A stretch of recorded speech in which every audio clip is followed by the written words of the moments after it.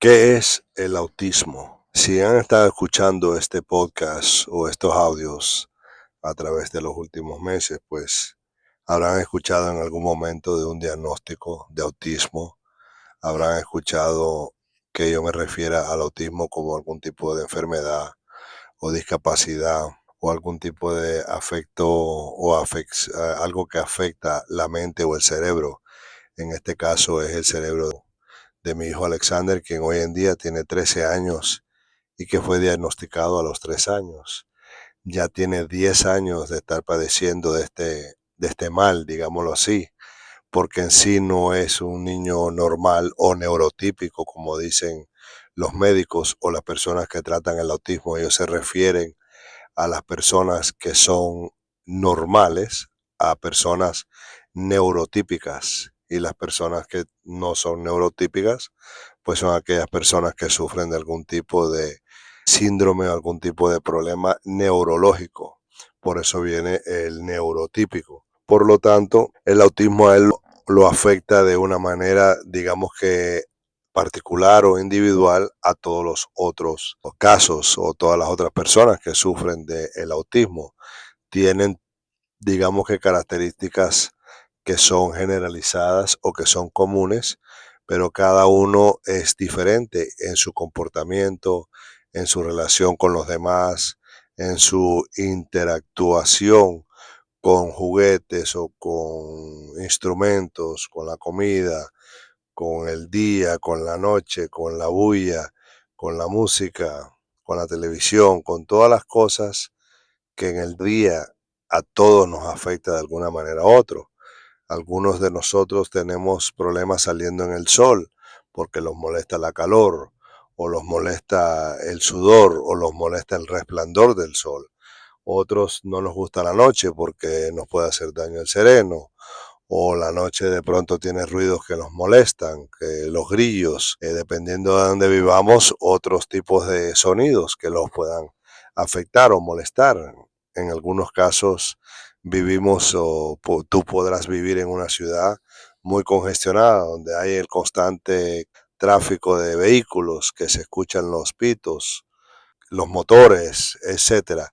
En sí vivimos en un mundo lleno de sonidos, lleno de luces, los semáforos, las ambulancias, los bomberos, los policías, llenos de diferentes tipos o una gama de distracciones o ruidos o cosas que influyen a veces no solamente nuestro comportamiento, pero nuestra reacción y nuestra interacción con el mundo y con otras personas.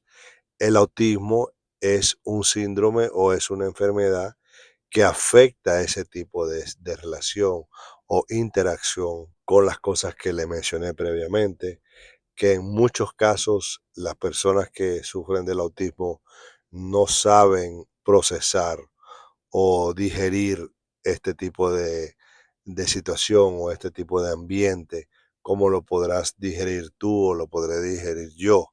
Y podremos, digamos que, compensar y ajustarnos a nuestro alrededor. Ellos tienen la dificultad, en algunos casos severos, de poderse adaptar a esas cosas o adaptar fácilmente y reaccionan en algunos casos de manera violenta o de manera triste, con mucho llanto o mucha tristeza, mucho grito, tapándose los oídos, tapándose los ojos, porque no saben cómo contrarrestar eso que le esté afectando o no saben cómo ajustarse. Y lo más grave es que en el caso de los que no hablan, como es el caso de mi hijo, que no tiene vocabulario, no saben expresar lo que están sintiendo o lo que están pensando o lo que les está afectando, lo que están viendo. Por lo tanto, tienen una descomposición, ellos se descomponen, como dicen, se vuelven, digamos que de alguna manera rebelde, violento, causan disturbio, causan algún tipo de interrupción en lo que es la paz o la normalidad del ambiente y se convierte en una situación de completo derrame emocional, digámoslo así. La clínica Mayo, que es una clínica aquí en Estados Unidos que es muy respetada, y que siempre presenta diferentes tipos de problemas de ciencia, de medicina y condiciones del cuerpo, condiciones de la mente, condiciones del ambiente. Se refiere al autismo como el trastorno del espectro autista. Es una afección relacionada con el desarrollo del cerebro que afecta la forma en que las personas ven a los demás y socializan con ellos. Esto causa problemas en la comunicación y en llevarse bien con los demás. La afección también incluye patrones de comportamientos limitados y repetidos. El término espectro en el trastorno del espectro autista se refiere a la amplia gama de síntomas y la gravedad de estos síntomas, que es lo que les estaba diciendo, que aunque todos o muchos de ellos se parecen, son similares en su comportamiento, todos son parte del espectro, que es una gama muy amplia y afecta a cada uno de ellos de diferentes maneras. Y la reacción que ellos tienen también es muy diferente. Por ejemplo, mi hijo, Alexander, cuando tiene hambre, él no dice que tiene hambre, él va y busca algo en la nevera o busca algo en el pantry donde nosotros tenemos, digamos que lo que se llama chuchería o snacks en inglés. Pero cuando él no encuentra lo que él quiere o él no puede obtener lo que él quiere, entonces empieza su derrame emocional, empieza a descomponerse poco a poco, empieza a como querer fingir llorar, empieza a hacer ruidos, empieza a brincar, en algunos casos a pegarle a la pared, a pegarle al piso o en algunos casos empieza a pegarse en la cabeza. Y como ya han pasado tantos años y ya conocemos este comportamiento, pues entonces mi esposa y yo ya sabemos que lo que puede tener es hambre y ya le empezamos a ofrecer cosas que a él le gustan.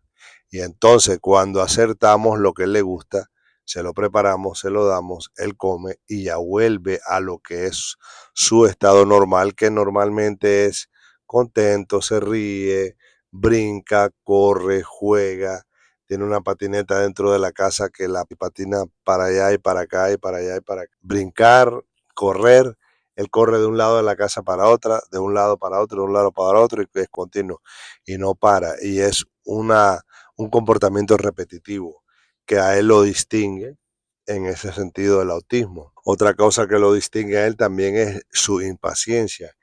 Él a veces está sentado, está tranquilo, podemos estar en una cita médica, podemos estar en un restaurante, podemos estar en el carro, podemos estar en un lugar normal, un supermercado, un lugar donde uno visita todos los días, donde él está acostumbrado a ir todo el tiempo con nosotros, porque nosotros no lo cohibimos de las experiencias de la vida, de lo que nosotros hacemos en el día a día, para que él desde chiquito se acostumbrando y cuando llegue a ser hombre, y le toque en algún momento tal vez estar solo en uno de estos lugares o tal vez esté con otra persona que no seamos nosotros, él no se extrañe y él no se descontrole y no tenga un derrame emocional y no hacer un escándalo, un disturbio o se lastimar. Con ese fin lo hacemos, para que él pueda tener la vida más normal posible como una persona neurotípica para las personas que tiene una condición que es abnormal, que es el autismo. Y nosotros constantemente estamos con él en la calle para que él esté, digamos que expuesto a todos los sonidos, a todas las luces y todas las cosas que le había mencionado anteriormente. Pero en el caso de la paciencia, no hay manera de explicarle a él que tiene que tener paciencia, que tiene que esperar, aunque uno lo hace. Uno le dice a Alexander, tienes que esperar. Alexander, espera. Alexander, tranquilo. Alexander, ya vamos a terminar. Alexander, ya va a pasar. Alexander, ya vamos a llegar. O sea, lo que sea que limita su tiempo o controla su tiempo. Entonces, cuando él llega a un momento que ya pierde la paciencia, empieza a descontrolarse, empieza a patalear, empieza a pegar, empieza a gritar, empieza a hacer cosas que disturban, causan un disturbio donde quiera que estemos. Y en ese momento ya entendemos que ya él llegó a su límite, que él ya no aguanta más, que él ya perdió la paciencia y como es muy difícil ya cuando pierde la paciencia controlarlo o volverlo a que vuelva a su estado de tranquilidad, de paciencia, entonces ya hay que removerlo de ese lugar. Si estamos en el carro, tenemos que parar, caminar, salir, entrar a otro lugar. Si estamos en el supermercado, hay que salir del supermercado, montarlo al carro. Si estamos en un restaurante, que ya nos ha pasado en varias ocasiones, hayamos terminado de comer o no, hay que levantarse, por lo menos uno de los dos, mi esposa o yo, nos tenemos que levantar con él y salir al parqueo como que nos vamos, o salir al pasillo o al frente del restaurante, o llevarlo al baño o cambiar completamente su alrededor para que él ya vea un cambio, para que él vea una transición, para que él vea un movimiento, para que él vea algo diferente. Y normalmente eso medio lo calma, según las circunstancias, eso medio lo calma y ya lo ayuda a él también empezar a controlarse porque ya lo que lo estaba afectando en ese momento, ya sea la impaciencia, ya sea el ruido, ya sean las luces, ya sean las personas que le estaban hablando, o ya sean los olores de la comida, lo que le haya estado molestando, ya empieza a mermar y ya él cambia y ya se sienta y ya sabe que ahora vamos a hacer algo diferente. ¿Y por qué les explico esto? ¿Por qué les comunico esto a ti que me estás escuchando?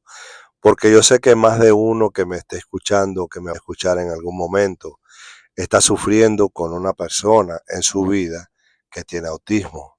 Yo sé que puede ser porque las estadísticas dicen que hoy en día uno de cada 30 niños que nace, sobre todo varones, va a sufrir de algún tipo de autismo. No tiene que ser severo, no tiene que ser grave o alto como en el caso de Alexander, mi hijo, pero sí puede tener algún tipo de autismo. Y a veces las personas, yo por lo menos en videos que he visto de personas que tienen hijos con autismo y no saben controlarlos y esos niños se descontrolan completamente y es como digamos que una batalla sin fin para esos padres. Yo miro que ellos sufren, no solamente sufre la persona que tiene el episodio, la persona autista, sino que también sufre el padre o el pariente o el guardián de esa persona o de ese niño que es autista. Sufre porque no sabe lo que va a hacer, no tiene idea y en muchos casos los médicos, que según son los expertos, están adivinando también y no saben cómo controlar o cómo mejorar o cómo ajustar o cómo enseñarle a los padres a poder lidiar con esta persona que está teniendo ahora mismo, en este momento, un derrame emocional y está teniendo un completo disturbio de sus neuronas, de sus emociones y está descontrolado.